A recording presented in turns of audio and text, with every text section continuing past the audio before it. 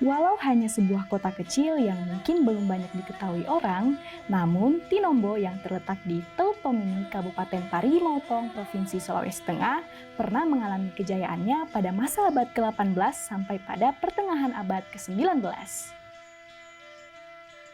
Dengan kejayaannya ketika itu, membuat penjajah Belanda melalui VOC-nya berusaha menguasai Tinombo dan daerah-daerah sekelilingnya sebagai salah satu daerah penghasil rempah dan hasil bumi lainnya di Teluk Tomini, Pulau Sulawesi.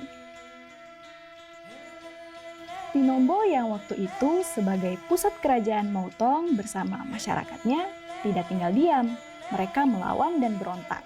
Ketika Belanda dengan VOC terus menguasai hasil bumi yang mereka miliki, masyarakat melakukan perlawanan di bawah komando Raja Tombolo Tutu mengusir penjajahan Belanda.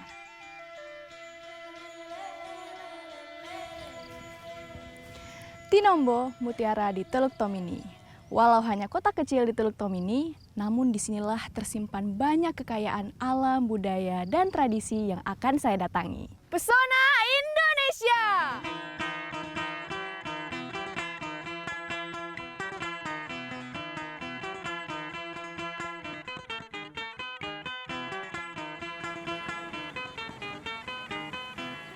Cerita singkat tentang Tinombo sebagai pusat kerajaan Motong ketika itu, saat ini dapat dilihat dari masih berdirinya cagar budaya sejarah Rumah Raja Motong di Tinombo beserta barang bukti lainnya yang masih terus terjaga.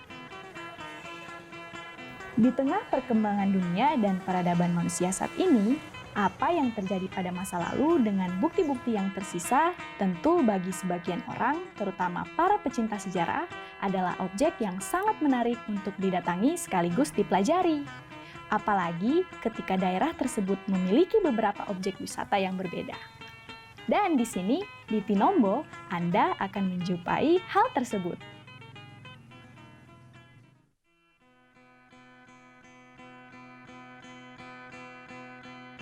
Masih di Tinombo, sebagai daerah yang terletak di tepi pantai yang berhadapan dengan Teluk Tomini dengan perbukitan serta pegunungan selatannya, Tinombo dapat dikatakan destinasi wisata yang lengkap. Ada wisata sejarah, wisata pegunungan dengan budaya khasnya, serta beragam jenis wisata pantai.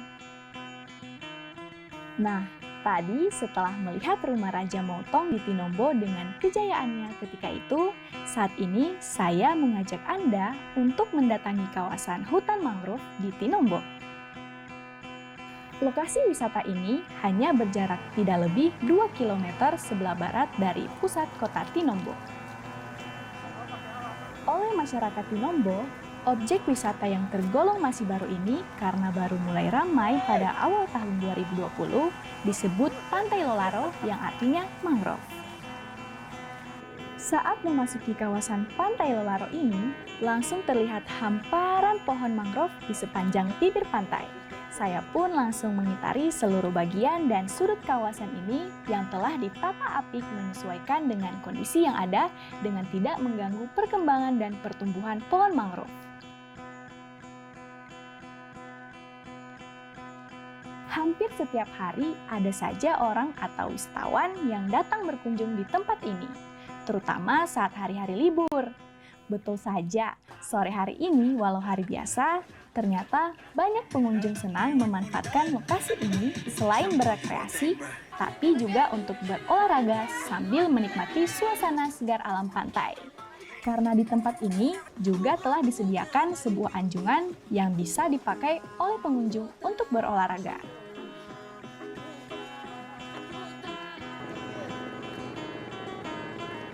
Tak mau ketinggalan, Gini ya, Mas. saya memanfaatkan kesempatan sudah ya. menikmati pesona yang ditawarkan di sini dengan ikut menaiki perahu rakit menyusuri Pantai Lolaro. Menyusuri Pantai Lolaro dengan perahu rakit sungguh sebuah sensasi yang luar biasa saya dapatkan.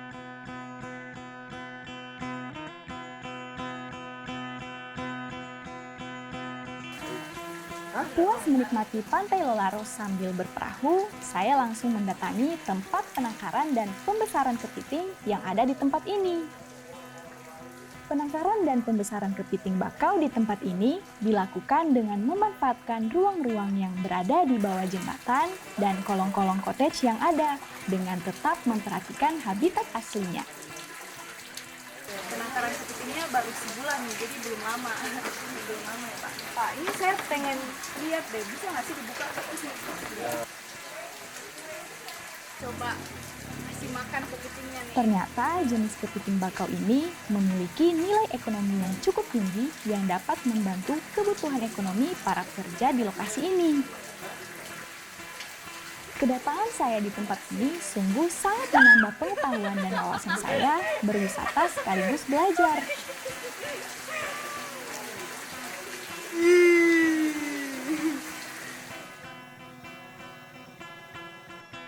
Objek wisata Pantai Lolaro di Tinombo tidak hanya bisa dikunjungi pagi hingga sore, tapi dapat juga dikunjungi pada malam hari, 1 kali 24 jam. Keren kan? Menjelang malam, suasana nan romantik makin kita temui. Lampu warna-warni menghiasi kawasan ini, membuat kita makin betah deh untuk berlama-lama di tempat ini. Mengelilingi kawasan Pantai Lolaro melalui titian jembatan kayu yang dihiasi lampu warna-warni saat malam hari sungguh sesuatu yang menakjubkan. Sungguh suasana yang sangat romantis yang saya dapatkan malam ini. Keren! Ya, kita belajar dari Bali, Banyuwangi, dan tempat-tempat lain. Kita harus berlaku ramah terhadap orang lain. Coba lihat kalau kita ke Bali atau Banyuwangi, kan kita disambut dengan ramah, kita jadi senang. Itu modal utamanya. Masyarakat harus ramah dan menarik bagi pendatang gitu. Jangan dirasa takut, terasa terintimidasi, akhirnya itu tidak akan jalan.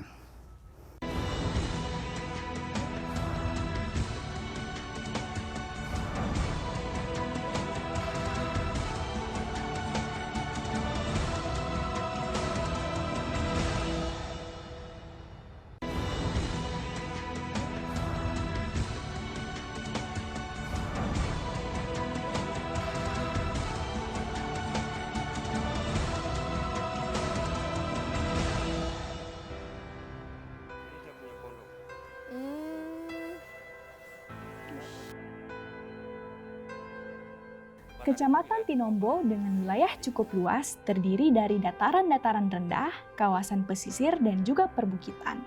Kawasan yang didiami penduduk tidak hanya di dataran rendah dan pesisir, tapi juga banyak yang bermukim di daerah perbukitan dan balik bukit. Penduduk yang bermukim di daerah perbukitan dan di balik-balik gunung di sini dikenal dengan sebutan komunitas adat terpencil. Nah, kali ini saya akan mendatangi kawasan yang didiami oleh komunitas adat terpencil tersebut. Jadi perjalanan ke sana itu memakan waktu sekitar 30 sampai 1 jam dan tidak bisa diakses oleh mobil, jadi kita naik motor.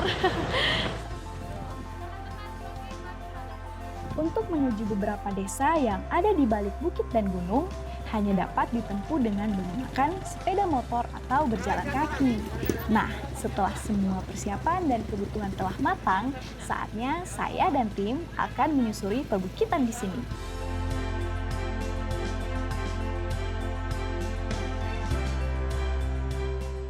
Memang benar informasi yang saya dapat bahwa jalan menuju ke desa-desa terpencil yang ada di balik bukit dan gunung di kawasan ini sangatlah menantang dan ekstrim. Baru saja melakukan perjalanan belum sampai 10 menit, kami sudah harus melewati jalan dengan tanjakan berbatu yang sangat ekstrim. Kita satu-satu lewatnya, tidak bisa bersamaan karena jembatannya goyang.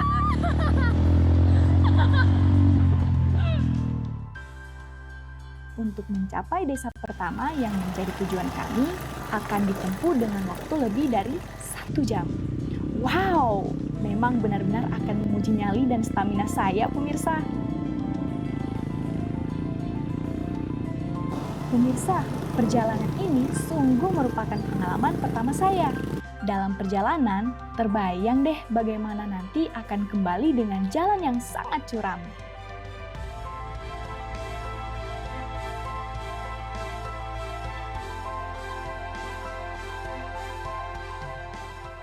Setelah melakukan perjalanan kurang lebih 1 jam 15 menit, sampailah saya dan tim di desa pertama, yakni Desa Taipaobal. Oke pemirsa, setelah melewati perjalanan yang cukup ekstrim dan luar biasa indahnya juga, yang memakan waktu kurang lebih 1 jam, kita telah sampai di desa pertama, Taipaobal. Desa Taipaobal dengan penduduk kurang lebih 2.000 jiwa yang terletak di punggung bukit ini, sebagian dari rumah mereka telah terkonsentrasi di satu lokasi. Namun masih banyak juga yang tersebar di lereng-lereng dan balik bukit. Masyarakat desa Taipaobal dan 3 desa lainnya yang tersebar di wilayah Kecamatan Tinombo adalah masyarakat suku Lauje yang saat ini disebut dengan komunitas adat terpencil Lauje. Dari informasi yang saya peroleh, jumlah penduduk komunitas adat terpencil di suku Lauje yang bermukim di balik bukit dan punggung bukit di Kecamatan Tinombo tidak kurang dari 10.000 jiwa yang terdaftar di 4 desa dan belasan dusun. Penghidupan mereka hanya berupa petani yang memanfaatkan lahan di lereng dan punggung bukit, berburu, dan pemungut biji kemiri, dan penyadap damar yang banyak tumbuh liar di sekitar hutan mereka. Sebagai orang baru pertama kali berkunjung di tengah masyarakat komunitas adat terpencil Lauje, khususnya di desa Taipaobal, mereka menyambut saya dengan antusias. Beberapa kebiasaan dan tradisi pun mereka perlihatkan untuk menyambut kehadiran saya. Pertama adalah parade atau pertunjukan adu betis. Pertunjukan atau parade adu betis ini memperlihatkan kekuatan mereka dalam bertahan hidup di tengah kondisi alam yang menantang. Sepertinya seru juga. Saya pun tertantang untuk mencoba kekuatan betis mereka. Kayaknya saya yang sakit kayak gitu deh. Setelah memperlihatkan kekuatan adu betis, para pemuda di desa Taipaobal memperlihatkan kepada saya sebuah ketangkasan bela diri yang mereka namakan kontau. Nah, olah ketangkasan kontau ini seperti olahraga bela diri lainnya. Pada umumnya, pemuda di sini harus menguasai kontau untuk bela diri ketika diserang musuh di kebun atau dalam perjalanan.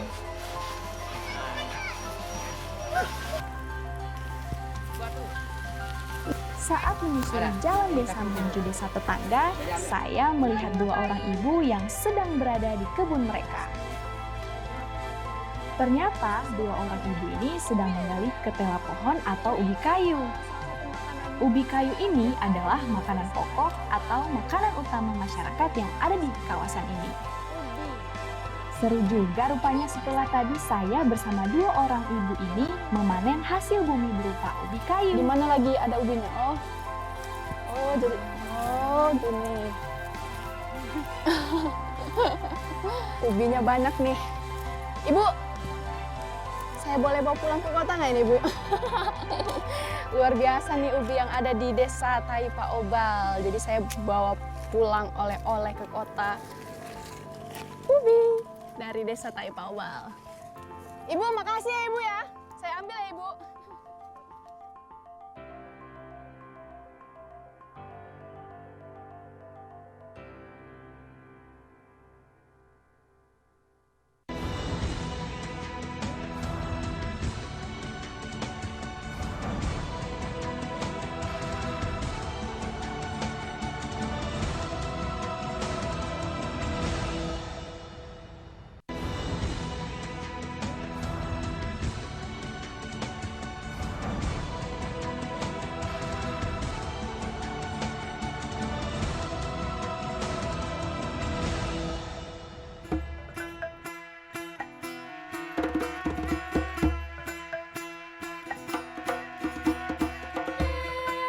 Setelah dari desa Taipaobal, perjalanan saya selanjutnya mendatangi desa Lombok Barat, salah satu desa dari komunitas adat terpencil suku Lauje yang ada di Kecamatan Tinombo.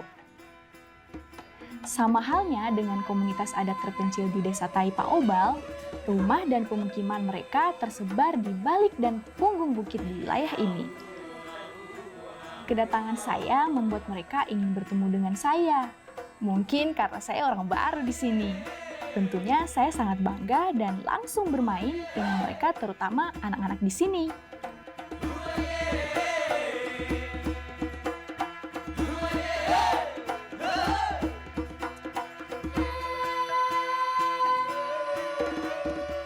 Setelah puas bermain dengan anak-anak, para pemuda di Desa Lombok Barat ini mempertontonkan saya kebolehan mereka dalam menggunakan senjata tradisional mereka berupa sumpit. Sumpit yang merupakan senjata tradisional dari komunitas adat terpencil suku Lauje adalah senjata tradisional yang sering dipakai untuk berburu maupun menjaga diri dari serangan binatang buas. Pada umumnya, sumpit yang mereka gunakan untuk berburu sering diberi racun. Wih, ternyata berbahaya juga ya ini. Tetapi menurut informasi yang saya dapatkan, sumpit yang mereka pertontonkan kali ini bukanlah sumpit yang beracun. Sumpit yang berasal dari komunitas adat terpencil ini umumnya terbuat dari bambu yang panjangnya 2-3 meter. Sementara mata sumpitnya terbuat dari bambu yang sudah diasah menjadi tajam. Baik di Desa Taita Obal maupun Desa Lombok Barat ini, saya melihat anak-anak kecil yang merupakan anak-anak usia sekolah. Tentunya mereka juga punya mimpi-mimpi untuk bersekolah seperti anak-anak pada umumnya di tempat lain. Semoga ada saja orang-orang yang berhati baik mau ikut membantu menyekolahkan anak-anak ini, seperti kakak-kakak dan saudara mereka yang saat ini karena kebaikan hati orang, sehingga mereka bisa melanjutkan pendidikan di jenjang yang lebih tinggi. Mulai tahun 2006, saya dan teman-teman diambil oleh Tosia Angemame Bupati Parigi Motong dan disekolahkan. Sehingga sampai saat ini kami sedang disekolahkan di perguruan tinggi. Kami berharap Tosia Angemame Bupati Parigi Motong dan orang lain bisa membantu saudara-saudara kami yang ada di pegunungan. Karena kami juga tahu mereka ingin merasakan apa yang kami rasakan saat ini. Jika suatu saat nanti kami sukses, kami ingin mengabdi di daerah kami masing-masing. Dan kami ingin membantu saudara-saudara kami yang ada di pegunungan.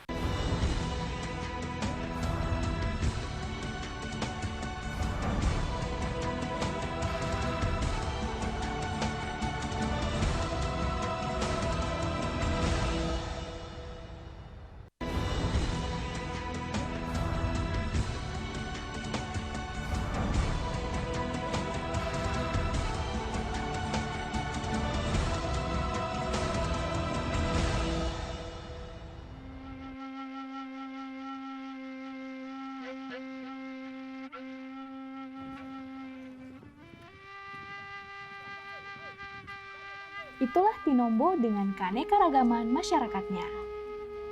Setelah dari kawasan perbukitan daerah terpencil, saya kembali lagi ke pesisir pantai. Dan kali ini lokasi yang saya datangi adalah dermaga atau pelabuhan Tinombo. Ya, saya mandi.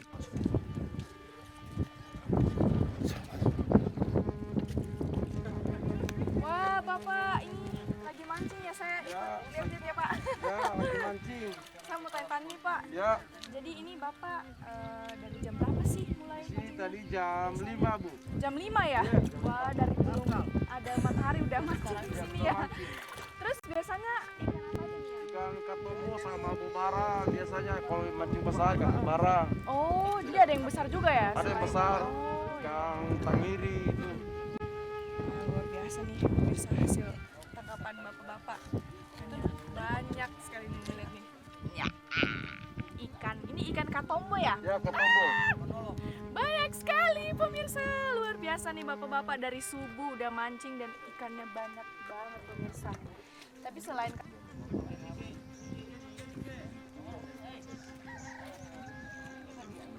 Di pagi hari yang masih tergolong gelap, saya sudah harus berada di tempat ini. Hal ini saya lakukan untuk melihat bagaimana salah satu kebiasaan atau tradisi masyarakat di sini memancing ikan di saat matahari masih terbenam sampai matahari menampakkan wajahnya.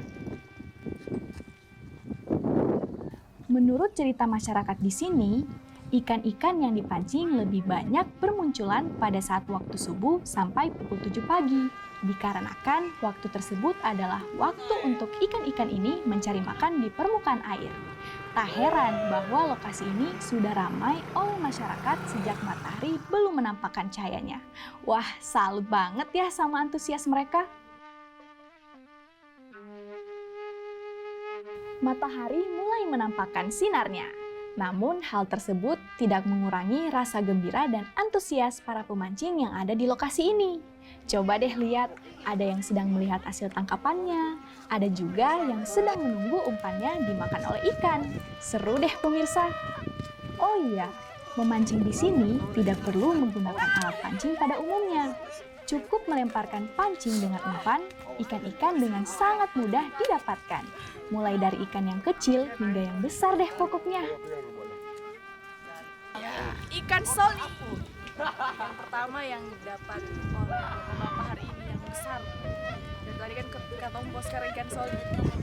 Tapi ini bahaya sih, ini di mulut ini agak tajam dan beracun ya Pak ya. Tapi tenang, ikan ini bisa dimakan. Katanya juga salah satu olahan dari ikan soli ini adalah dibuat ikan garam. Mantap kan? Mantap.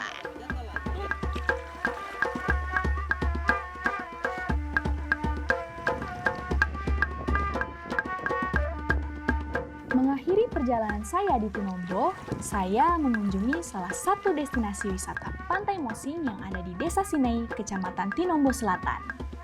Untuk berkunjung dan menikmati keindahan yang masih natural ini, Anda dapat menggunakan fasilitas yang telah tersedia. Bagi Anda penikmat wisata, baik wisata alam pegunungan, wisata pantai, maupun wisata budaya dan tradisi, belum lengkap kunjungan wisata Anda tersebut jika Anda belum berkunjung ke Tinombo. A little piece of heaven.